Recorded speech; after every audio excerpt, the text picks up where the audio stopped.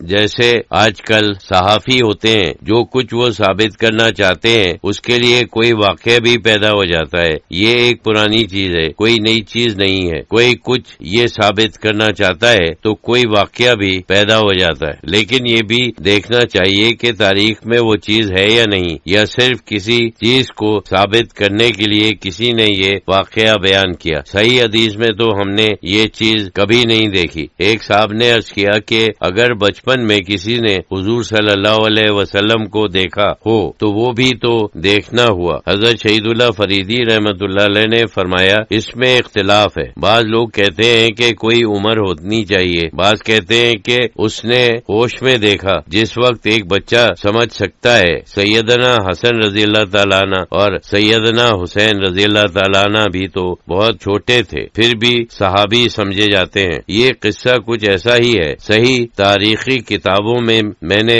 نہیں دیکھا. انہی صاحب نے کہا میرے پوچھنے کا مطلب یہی تھا کہ بچے صحابی ہوتے ہیں یا نہیں. حضرت شہید اللہ فریدی رحمت اللہ علیہ نے فرمایا کہ میں نے کہا کہ کچھ اختلاف ہے، لیکن عام خیال یہ ہے کہ وہ ہیں، بشرطے کہ وہ اس عمر کو پہنچ چکے ہوں کہ کچھ سمجھ سکے. ایک حدیث ہے کہ سیدنا حسین نے دعا قنوت بیان کی. یہ وہ قنوت نہیں ہے جو ہم وتر میں پڑھتے ہیں، یہ وہ دعا ہے جو ہمارے شجرے میں ہے، صبح کے معمولات میں مذکور ہے، جو اللہم سے شروع ہوتی ہے. شافعی اسے دعائے قنوت کے طور پر پڑھتے ہیں. حدیث میں ہے کہ سیدنا حسن رضی اللہ تعالی عنہ نے حضور سے یہ دعا روایت کی. اس وقت زیادہ سے زیادہ 7-8 برس ہی کے تھے، لیکن پھر بھی صحیح حدیث مانی جاتی ہے اور اسی بنا پر عمل بھی کیا جاتا ہے. حاضرین میں سے ایک نو وارد نے دریافت کیا کہ عربی میں آل کی کیا معنی ہے، کیا امت کے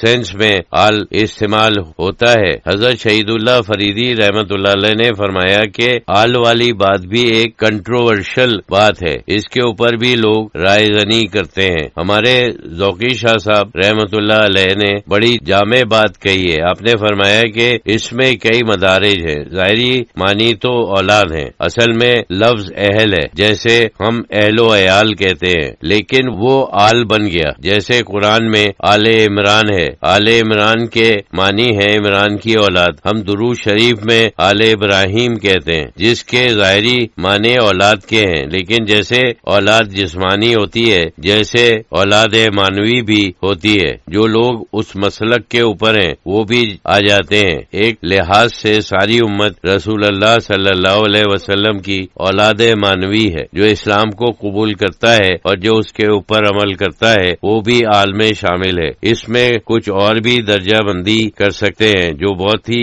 نیک لوگ ہیں یعنی اہل اللہ ہیں وہ خاص آل ہیں، اور جو عام لوگ ہیں وہ عام آل ہیں. اس کے بعد ایک اور بات نکلتی ہے، جیسے صوفیوں کے یہاں ہے کہ اصل میں پوری کائنات نور محمدی سے پیدا ہوئی ہے، تو اس طرح سے پوری کائنات آل میں شامل ہو جاتی ہے، کیونکہ کائنات آپ ہی کے نور سے اور روحانیت سے پیدا ہوئی ہے. یہ سب درجہ بندیاں ہیں، جیسا آپ کا رجحان ہے آپ ویسے سمجھیں، لیکن بات کے ضمنی معنی اصل میں معنی کی نفی نہیں کرتے. اصل معنی اپنی جگہ ہیں. جب ہم کہتے ہیں کہ اللہم صلی علی محمد و علی محمد والا صحابی، تو ظاہر ہے کہ ہم صحابہ کو آل سے الگ کرتے ہیں، اور اس سے پہلے کہتے ہیں آل و اصحابی و ازواجی بھی آتا ہے. تو اس کے معنی یہ ہے کہ ہم نے آل کو الگ کر دیا ہے. پہلے معنی اولاد ہیں، خاندان نبوی ہی ہوں گے، کیونکہ یہ بھی رائج ہے. حدیث میں دیکھیں اور محدثین کے